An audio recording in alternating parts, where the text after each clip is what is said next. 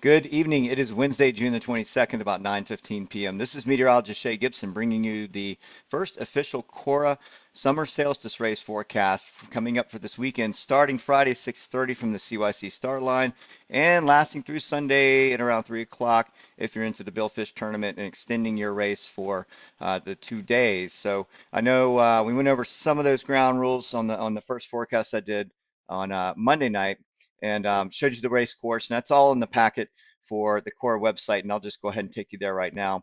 And it's still not too late to register for this race. All of the instructions, everything are here. If you want to get in, we are doing the skippers meeting tomorrow night at the Charleston Yacht Club at 6:30. So be there. I'll be there to help guide this forecast and give a even stronger forecast with more data by tomorrow. Also, I'll be calling the Weather Service Charleston to check in with them to see if there are any severe threats, which I don't see anything of concern for the weekend. Looks pretty pleasant, like pretty pleasant weather overall. And we'll go ahead and get into it. So first thing I want to show is looking at the visible satellite for tonight. We have still a pretty large spill down. We have northerly winds aloft that are bringing down winds. This is what's pushing a front down the coast slowly. High pressure built up to the north. We have frontal system up over the Appalachians approaching, and then we have a frontal system that's sort of draped over the coast. And what we're expecting is a possible area of low pressure to develop over the Outer Banks and sweep off to the northeast. It is in what's called a baroclinic zone, which means it has fronts attached to it, a warm front on the leading edge and a cold front dragging down behind it. And typically, tropical systems do not develop from that. And we don't have anything to worry about. Even if it were to develop into something semi-tropical, it would still exit the coast of the Northeast. So nothing to worry about there. What we need to worry about is going to be the easterly winds that are going to bite down over the area starting tomorrow. It looks like looking at the surface map here from the WPC. As we look into tomorrow, you can see that low pressure trailing off the coast with the cold front dragging behind a little bit of a segment of warm front out in front of it. And this for winter time, this would be called an occluded front. But either way, when you have frontal systems leading into an area of low pressure, it's called a baroclinic zone. And it's not very conducive for tropical development unless it leaves those frontal systems behind and becomes its own centralized, strong area of low pressure. Then we can start to look at those properties, but it's going to move away. Now, what I'm going to be looking for is this area of high pressure, this area of continental high pressure over the Great Lakes that's going to be pushing east. It's going to set up a trough off of the eastern coast. This one right here is going to be moving over. We're going to see high pressure building down out of Canada behind to reinforce, and we'll go ahead and move the map forward. Let's go into Friday as we get into Thursday night, and then Friday we see a high pressure moving up and over the Great Lakes and towards the Ohio Valley.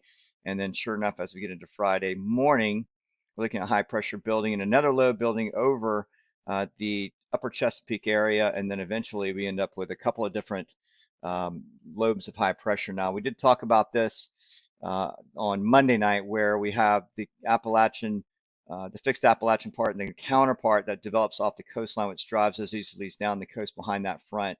And this is what's going to be pushing the front down the coast as we get into Friday afternoon to Friday night. And this looks a little bit clearer here, but it actually starts on Friday day.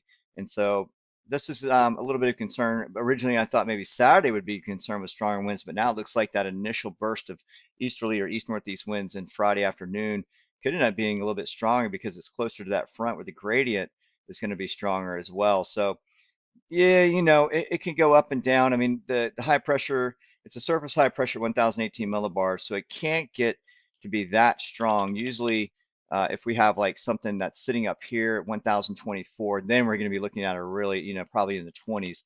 But I'm thinking we're probably going to be in the mid-teens, maybe upper teens at the most as we get into the start on Friday, simply because we don't have the surface high is not that strong, or the mid-level high either. Usually, if you have a mid-level high a little even further north, then we get a stronger wind. But this high pressure really is going to be the fixed pattern. It actually becomes a blocking pattern of sorts as we get into Saturday, as it domes out just off of the Tidewater coast. And it builds up to 1020 millibars. So what the models are showing for Saturday is a weaker wind overall, but I still think we can hold those mid to upper teens through the day, especially as we get down into Georgia, where the upper teens may occur closer to that front. And really, this lobe of high pressure, this doming, is going to stick around even through Sunday. Sunday looks to be a little bit weaker as we end up with a ridge axis that develops early in the morning. And what happens is we have a center of the high pressure. The center extends inwards, and this where this sharp curve is It's called its ridge axis. So we tend to get a little bit of a weaker flow along this ridge axis where the center is expanding inward inland of the continental U.S. So looks like Friday and Saturday to be the strongest days, and Sunday starting to back down. We could even start to see that more of an east-southeast flow along this area as we get into overnight Saturday into Sunday morning. So really, in a nutshell, it's really tough to pin down exactly what the speeds are going to be as we get into Saturday, Sunday. But Friday, I think we're pretty safe to call it 14 to 18 knots at the time of the race start. Now, as we get overnight, we look at Friday afternoon, and the gradient looks a little stronger offshore, right? And we've seen that before, especially as it comes over that cooler air that's coming over the Gulf Stream. It's meeting that warm air environment and creating a downwind gradient offshore. That's why sometimes we'll see it stronger offshore and a little weaker as we get into land overnight, simply because we have radiational cooling properties at night where the winds actually will dissipate. We won't have that coupling, that cool air over the warmer land. You actually have cooler air hitting cooler land, and so it just sort of fizzles out as it gets near the coast. But the offshore gradient looks to hold up. If you're, I'd say beyond 5 nautical miles, it looks like it's going to hold up pretty well overnight, Friday night and into Saturday, and even Saturday night as well. So just be aware, if you're looking for calmer waters to fish, probably come in towards the coastline a little bit more for less wave height, less chop.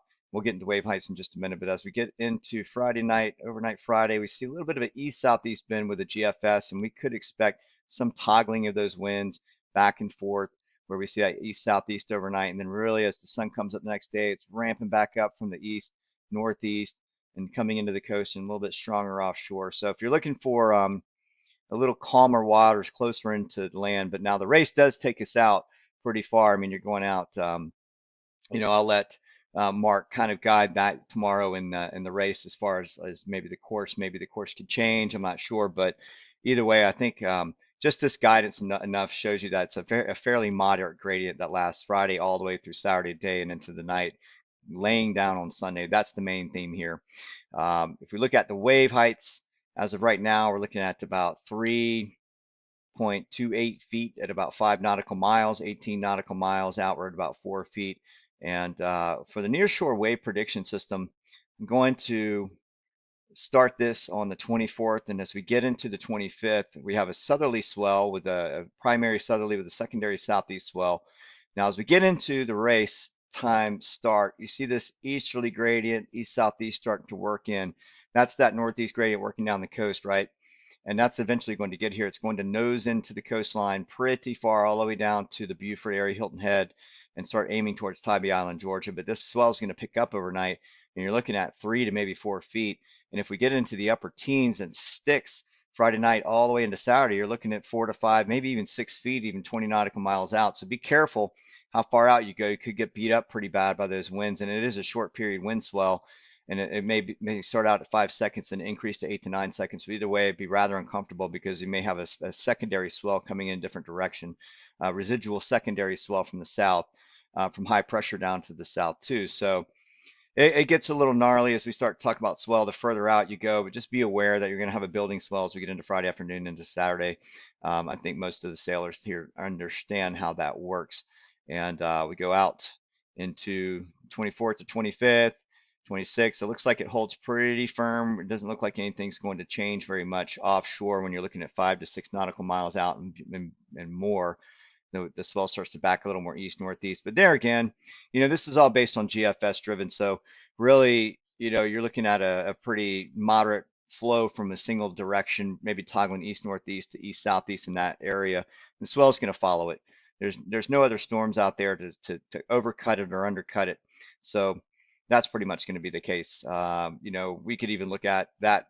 This product right here is actually a product of the larger modeling for here, in the forecast basically keeps the same thing, where the peak period comes up as we get into Saturday up to 7 to 8 seconds. Wave height, yeah, about 3 feet or so, but I'm going to add another foot just because I don't think the model captures that very well. We're looking at higher as we go out to 18 nautical miles out. It could be another foot or so higher than this. All right, so that's covering the wind and the weather. It looks like the weather overall is going to be, the rain chances will be diminishing each day. So we have about 25% chance of rain on Friday, and mainly early morning to afternoon as that frontal system comes through. And then it looks like things start to clear out as that easterly wind ramps into the coastline. even less of a chance around 14 to 15% on Saturday, down to 9% on Sunday. So not looking too bad out there. Moon phases, not going to see very much at nighttime simply because we're on a waning crescent. We are heading towards a new moon, which is June 28th in 6 days. So the tidal fluxing is going to matter. Now we get inside, in and out the jetties, and out the harbor, and we're going to have a higher than normal tide because the onshore flow, the moderate onshore flow, is going to guide the higher low tide. So you're looking at, uh, for the race start on Friday, you're looking at over 1 foot for a low tide, and then you're swinging all the way up to 6.6 feet or so for the high tide. So just keep that in mind. We're going to be between 5.5 to 6.5 feet on the high tide and dropping about 4 to 5 feet overall. So you'll have almost a normal flux. It's just the whole tide in general is going to be bumped up about a foot above normal, if you think about it that way. Air temperatures looks like pretty comfortable, especially Friday as those winds turn east northeast. You got a little tinge of a northerly element into it, and then boom, your temperatures drop down. So it won't be blistering hot out there on the water. In fact, it'll be pretty pleasant. If we go back to the Corinth buoys, looks like water temperatures are about 80.82 degrees out at 18 nautical miles, 80.64 at 5 nautical miles, and then further out at 20 nautical miles, we're looking at about 82.4. That's closer to the Gulf Stream. More closer into Charleston, we're at about 84.02 degrees. So the further out you go over the shelf waters, the cooler it is. So it looks to be pretty pleasant when you have 80-degree water temperatures and you're looking at 85 to 88 degrees for highs. I mean, that's not too bad. The lows will be in the 70s. So either way, pretty pleasant weather ahead if you can take a little bit of wind on your boat.